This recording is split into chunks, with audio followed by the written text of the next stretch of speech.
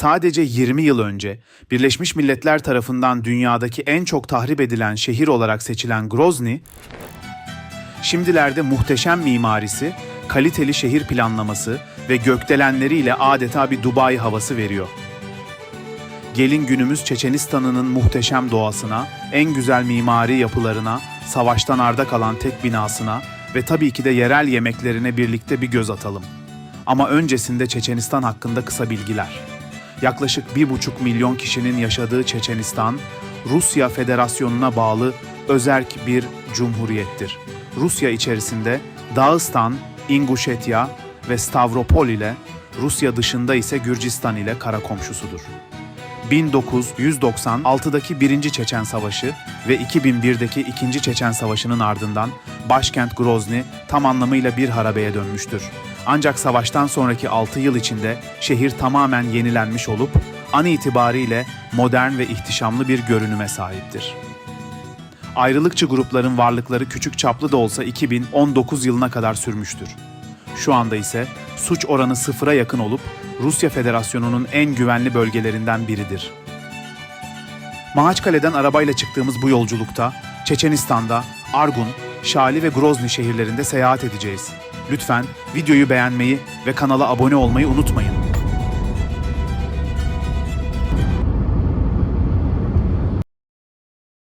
İlk olarak muhteşem bir doğa güzelliği olan Kezenoyam Gölü'ne uğruyoruz. Deniz seviyesinden tam 1900 metre yükseklikteki ve 72 metre derinlikteki bu doğa harikasının oluşmasıyla ilgili de birçok efsane var. Bu efsanelerden biri ise şöyle: Bu gölün yerinde bir zamanlar bir köy vardı. Köy halkı Tanrı'yı unutmuş, dinden tamamıyla kopmuştu. Tanrı onlara bir melek gönderdi. Melek, fakir bir yolcu gibi görünerek evlere girip yemek ve barınma istedi. İnsanlar yabancıya acımadı, kimse onu içeri almadı. Köyde bir dul kadın yaşardı. Kadın komşularının gözünde kendini karalamaktan korkmadı. Yabancıya yemek verdi ve yardım etti. Yabancı, merhametli kadına korkunç sırrı açıkladı. Yakında köye büyük bir ceza gelecek.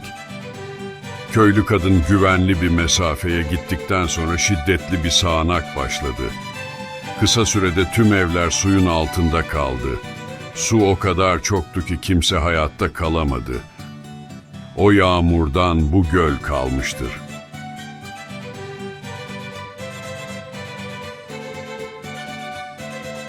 Gölden sadece 5 dakika uzaklıkta Hoy şehrine uğruyoruz.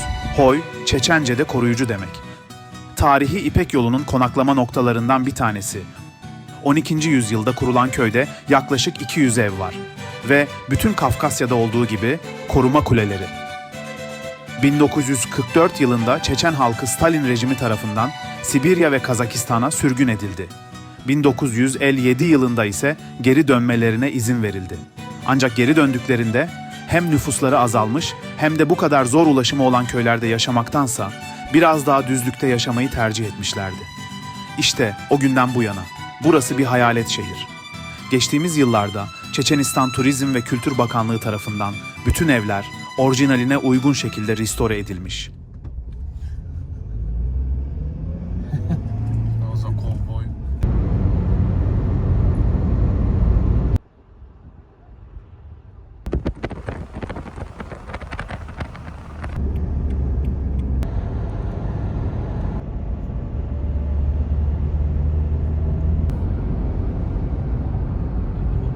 Человек.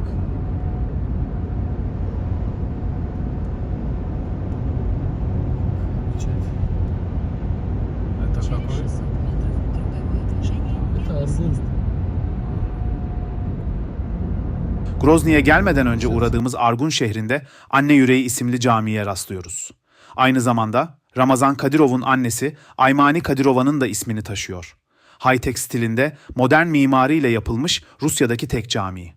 Açıkçası dünyada da başka bir örneğini görmedim. Görenler varsa lütfen yorumlarda yazsınlar. 2014 yılında inşaat tamamlanan camiyi Türk mimar Deniz Baykan tasarlamış. Önünde duran ve İslam'ı temsil eden ay ve yıldız, açıkçası Türk bayrağını bir hayli andırıyor. Sadece burada yerel olmayanlara alkol satılıyormuş. Ayrıca ama Grozny City'de de bir tane restoranda sadece alkol satılıyormuş. Onun dışında alkol satışı yok. Abu Dhabi'deki camiyi kopyalıyorlarmış burada da.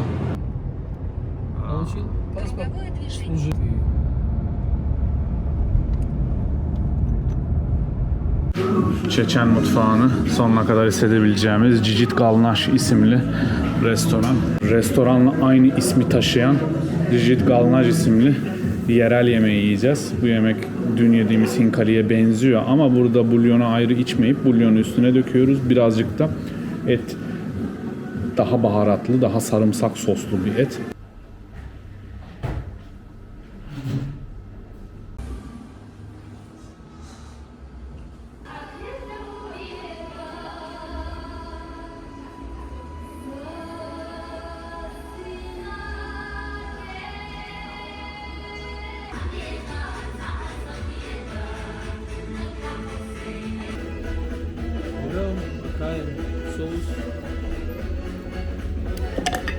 Соус чесночный. А бульон просто пьем? Да. Бульон уже пьем. Сюда мясо или тесто? Здесь кушаешь. Мясо, тесто, потом сюда. И то сюда, да? Потом сюда. O sarımsaklı sosumuza sokalım. Buradan da böyle kocaman sarımsaklara bak.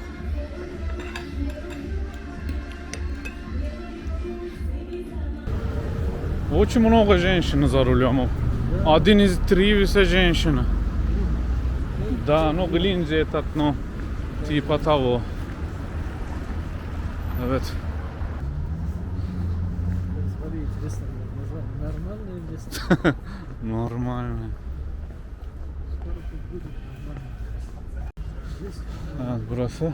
часто прогуливается сам Рамзан Ахматович. Da. Aha. Burası. Şu anda Grozny'nin en popüler ve güzel bulvarı Esambayev'de bulunuyoruz. Burada tamı tamına 3196 tane şemsiye asılı. Yerel halk bu güzel sokakta dolaşmayı, fotoğraf çekinmeyi çok seviyor. Ayrıca dolaşırken birçok yerel YouTuber ve blogger'a rastlayabilirsiniz. Nutella kafe. Bildiğin Nutella kafe varmış. Burası şehrin Makovski. Ну, это кафе стор, а это прям вот Макдональдс похож. Маша, а там Starbucks. Aha. Chicken Makovski. Yani bunlar da McDonald's'ın, Starbucks'ın, KFC'nin sahte versiyonları var burada. Покажи это, скажи, говорят, на этой улице не идет дождь. Bu sokakta yağmur yere düşmüyor arkadaşlar. Да, на национальном языке написано название казначейства. Hazine. Kaz. Русское письмо. Язык национальный. Ну, тут там написано русское написано. Aha. С одного захода те, кто русский язык не знает, Ha. а с другого Bir girişte Çeçence yazıyordu, bir girişte gördüğünüz gibi Rusça yazıyor.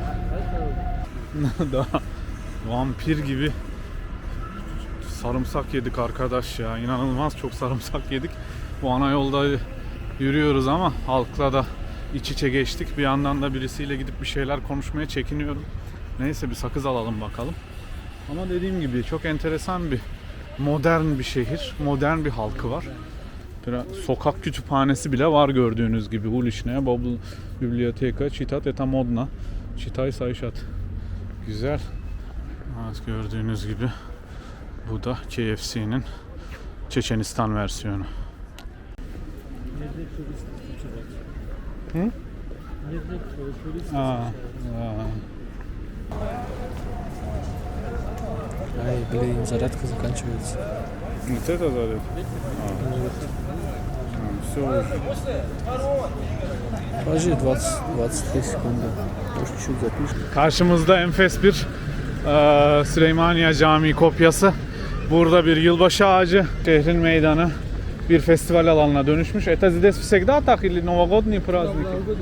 Новогодние, yeni yıl bayramları. Gördüğünüz gibi halk burada her ne kadar çok dindar da olsa yine de saldırmıyor. yok çam ağacı bizde yoktur falan filan demiyor. Gördüğünüz gibi gayet medeni şekilde çocuklar eğleniyorlar, arabalarını sürüyorlar, büyükler fotoğraflarını çektiriyorlar. Hatta orada Noel Baba ve Sinaguruçka da var.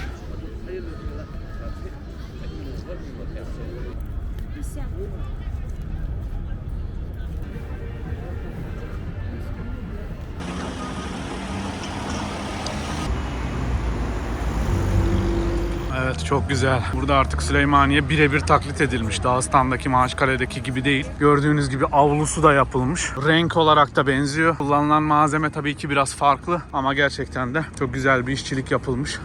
Daha için pahoş. Ay maşallah. Çeçenistan'ın kalbi camii, aynı zamanda Ahmet Kadirov Camii. Sultanahmet'i andıran yapısıyla dikkat çeken bu muazzam eser, şehrin tam ortasında 62'şer metrelik 4 minaresiyle insanları selamlıyor. Konya Büyükşehir Belediyesi'nin de yardımlarıyla inşa edilen cami, klasik Osmanlı tarzında 2008 yılında yapılmış. Büyük avizesinde Kabe, küçük avizelerinde ise Mescid-i Aksa figürleri bulunmaktadır. İçerisinde tek seferde 30.000 kişi namaz kılabilmektedir. Hazreti Muhammed'in oturduğu ağacın birebir aynısını yapmışlar. Burada da gerçek bir ağaç değil bu, sanki gerçeğe benziyor ama yapay bir ağaç, birebir aynısını kopyalamışlar. Helal olsun, ne diyelim. Bu ne? Cami mi? Hayır, sadece bir alışveriş merkezi.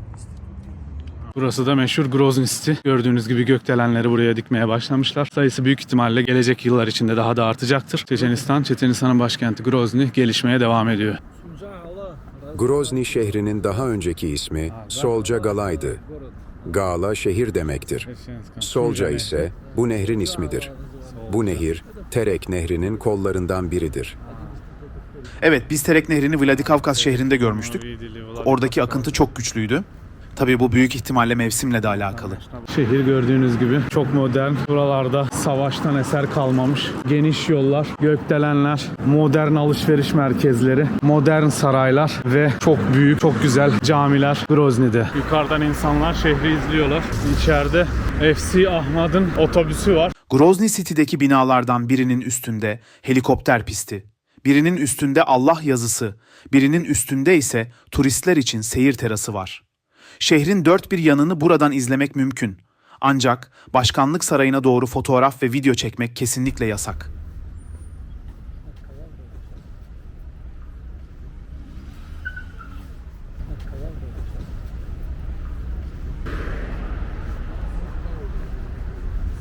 Evet, şu an Çiçek Parkı'ndayız ama maalesef kış mevsiminde olduğumuz için pek çiçek kalmamış. Bir tek karşıda biraz görüyorum ama onlar da yapay mıdır, doğal mıdır? Tam anlayamadım. Açıldıktan sonra şehrin anısına her sene şehrin yaşı kadar düğün yapmış devlet. Önce 199 tane, sonra 200 tane. Devamını artık bilmiyorum, yapmış mıdır, yapmamış mıdır.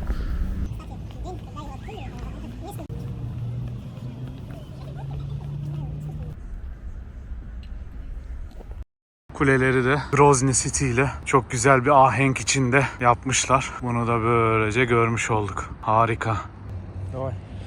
Размахни руками.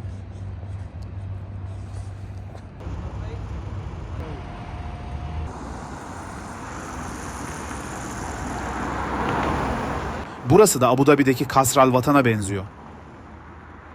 Vladimir Putin Caddesi'nden, bulvarından yolculuğumuzu sürdürüyoruz. Her ne kadar kadınların %90'ı kapalı olsa da inanılmaz bakımlı, estetikli olduklarını görüyorum. Çok moda, başörtülü, ayakkabılı. Enteresan bir atmosfer tabii. Demek ki halkın da ekonomik durumu fena değil.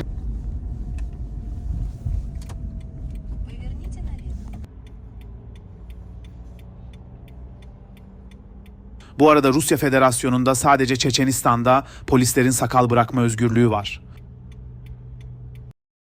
Grozny her ne kadar tarihte en büyük yıkıma uğramış şehirlerden bir tanesi olsa da bu şehirde bu yıkımın izlerinden sadece bir eser var. Sadece bir bina var savaşın izlerini taşıyan. Gördüğünüz gibi kurşun izleri, bombayla yıkılmış duvarlar. 20. yüzyılda burada petrol üzerine çalışmalar yapan bir İngiliz firması için inşa edilmiş. Ancak savaşta bütün şehir olduğu gibi burası da böyle bir harabe haline gelmiş. Я знаю, что турецкий есть. Savaşın izlerini taşıyan ender binalardan bir tanesi. Tabii savaşın izlerini hissetmek benim için önemliydi. Bu hisleri burada sonuna kadar yaşama imkanı buluyorum.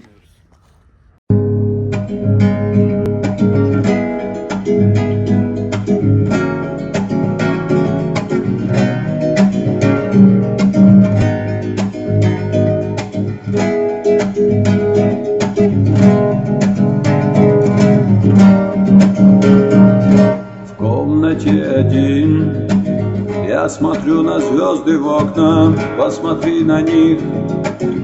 Если хочешь даже с неба, ты в Ростове там. Но я скучаю в Грозном, посмотри на них, посмотри, я умираю.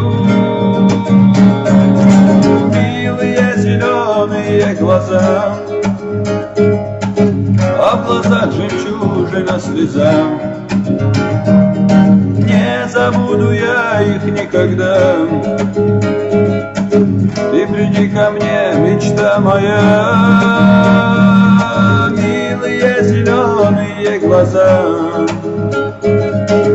а в глазах жемчужина слеза. Не забуду я их никогда. Ты приди ко мне, мечта моя. Может быть и ты, как и я там повстречаешь, ты меня найди, а при встрече мне расскажешь, как меня ждала.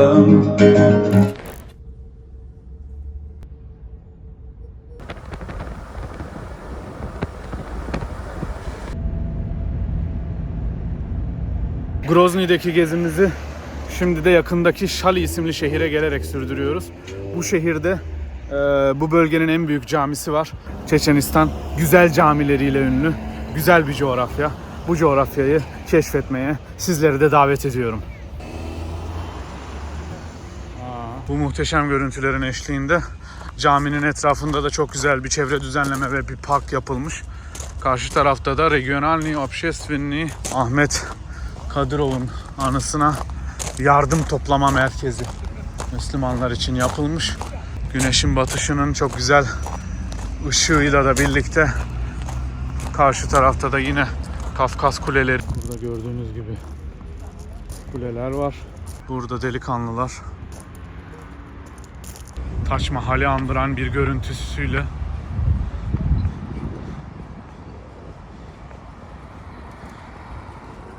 müthiş bir görüntü. Karşıya da geçeceğiz birazdan. Ile karşılaştırırsak. Tahmin ettiğimden çok daha güzel bir camiyle karşı karşıyayız. Taç Mahal'i andırıyor ama yer yer Taç Mahal'den daha güzel olan kısmı da var. Özellikle şu kubbe kısmı çok hoşuma gitti. Dolayısıyla böyle altın kaplama üstündeki hilalle de birlikte acayip güzel bir görüntü. Maşallah. Müslümanların gururu, bir diğer adıyla ise Hazreti Muhammed Camii. Tıpkı Mekke'deki Mescid-i Haram'da olduğu gibi Yunanistan'ın Tasos adasından gelen eşsiz güzellikteki beyaz mermerle kaplı. Avizeler Türkiye'den, yün halılar ise Yeni Zelanda'dan gelmiş. 2019 yılında Ramazan Kadirov'un öncülüğünde yapılan açılış, 43 ülkeden gelen delegelerin katılımıyla 23 Ağustos Cuma günü gerçekleşti. Yapımı 7 yıl süren cami 50.000 metrekareye yayılıyor ve her biri 63 metre yüksekliğinde 4 minareden oluşuyor. 40 metre yüksekliğinde Özbek mimar Abdubakar Turdiyev'in eseri Orta Asya İslam mimarisi ve Timurid mimari izleri taşıyor. Şehrin tam merkezine yapılmış bu müthiş mimari eser beni gerçekten çok etkiledi. Sözü uzatmıyorum, sizi görüntülerle baş başa bırakıyorum. Kasıtlı olarak tam akşam üstüne denk getirmiştik. Bu mükemmel aydınlatmada yavaştan çalışmaya başladı. Gece olunca kamerada tabii bu hissi ne kadar verebiliriz bilmiyorum ama bu güzel renklendirmeyi de deneyimleme şansına sahip olacağız.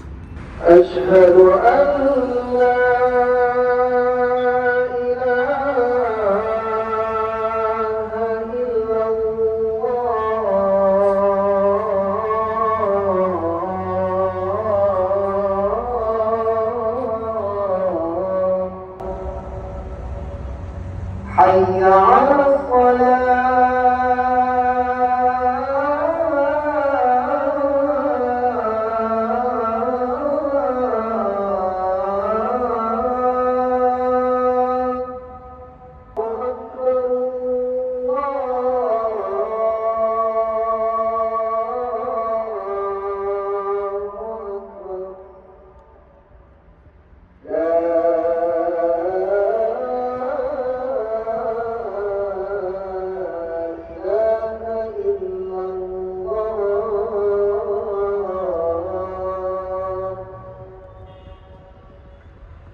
الحمد لله رب العالمين.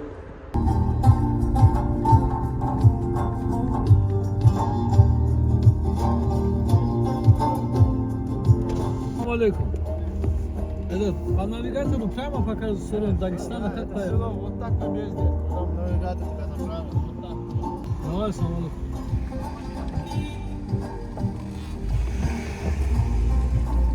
Şöyle gibi belli. İnsan